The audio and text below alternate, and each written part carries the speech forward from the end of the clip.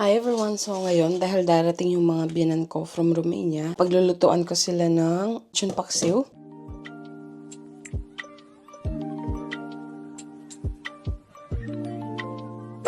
So ayan, meron akong lechon dito na inilabas ko sa freezer kagabi. So ayan, ang dami. Tapos ayan, meron pang maliit na ulo ng lechon. Ilalagay ko sa air fryer dahil kasya sa air fryer para maging crispy siya. Big chunks itong meat and balat. So, ang gagawin ko, gugunting-guntingin ko na lang. Ganyan. Para hindi siya ganyan kalalaki. Ayan, may mga paa pa ng lechon.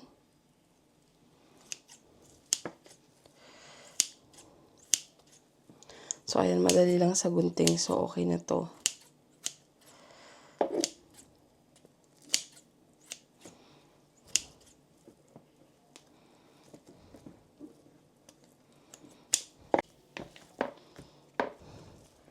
Kabaw ng lechon.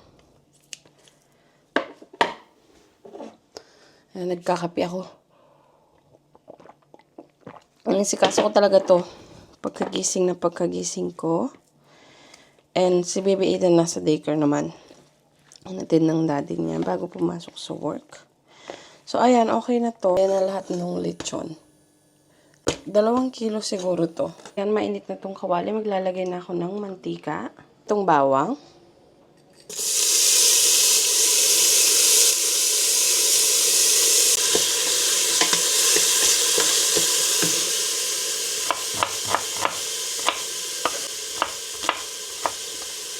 Next, itong sibuyas. Lagay tayo ng peppercorn. Mga 1 tablespoon. Bay leaves.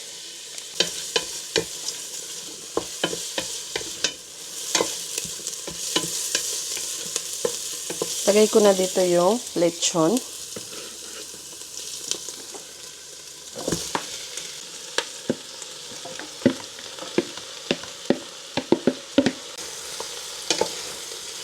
Lagay ako dito ng 1½ cup of vinegar.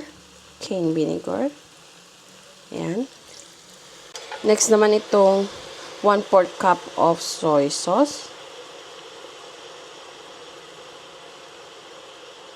Ayan. 1/2 cup of water.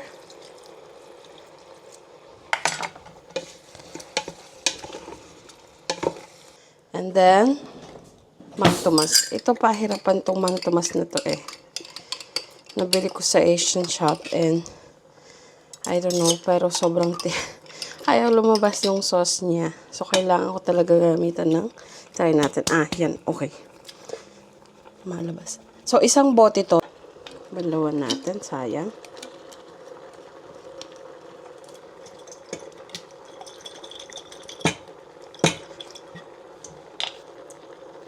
Ayan. Okay na to. Ayan. Tatakpan natin to.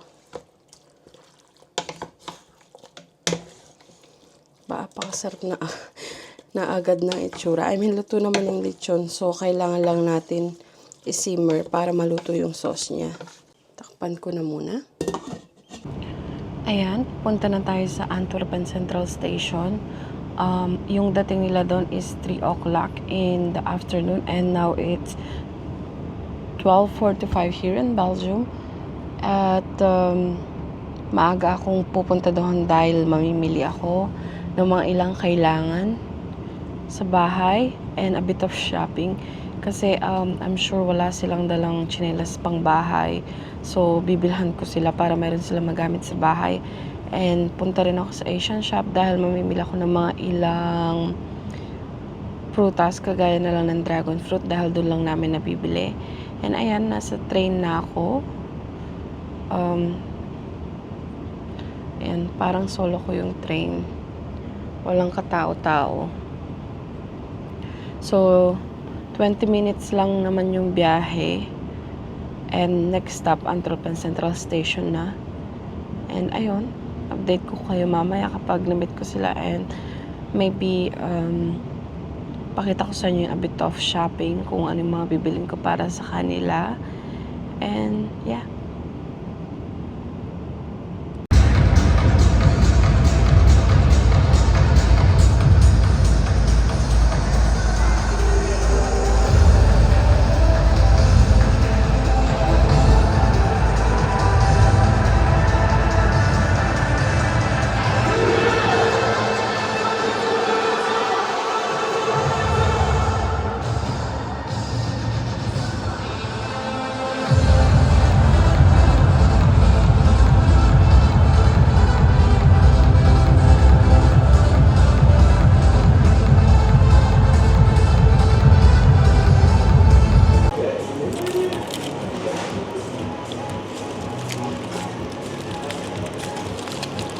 Nagutom ako sa kakapag-shopping.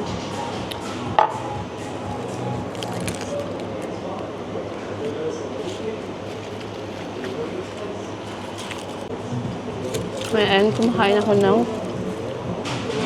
full beef burrito dito sa Antwerpen.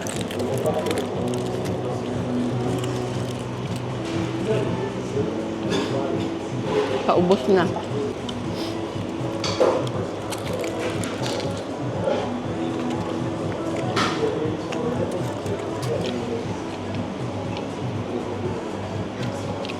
Ayun yung nabili ko, isang bag ng Primark. Para sa mga mama, ang papa niya,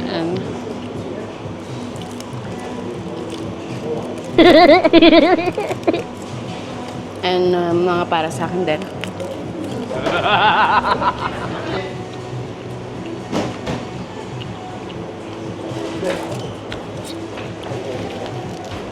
So, namimili ako and then nagmamadali ako kasi ang alam ko, 3 o'clock na sa Antwerpen Central na sila.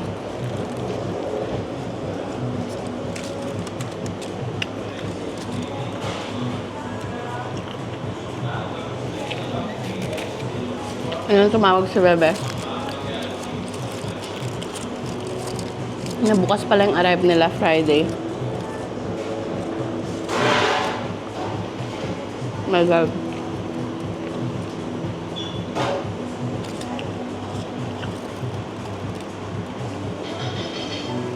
Nakapagluto, nakapaglinis na, nakapamili na ako ng lahat-lahat. Bukas pa pala yung dating nila.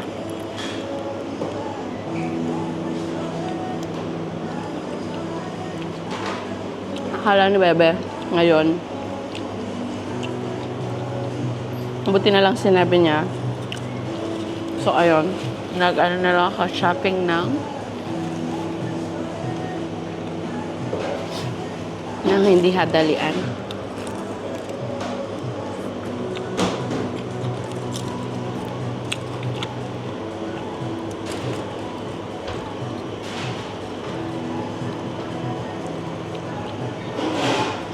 Grabe.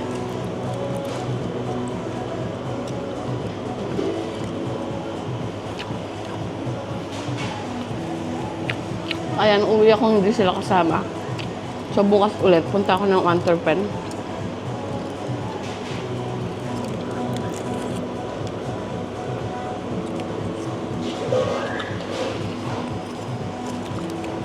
Dahil akala ko ngayon yung uwi nila dito, sinabi ko na sa daycare ni Baby Aiden, hindi siya pupunta bukas. So, wala akong choice kung hindi sama siya sa Antwerpen din.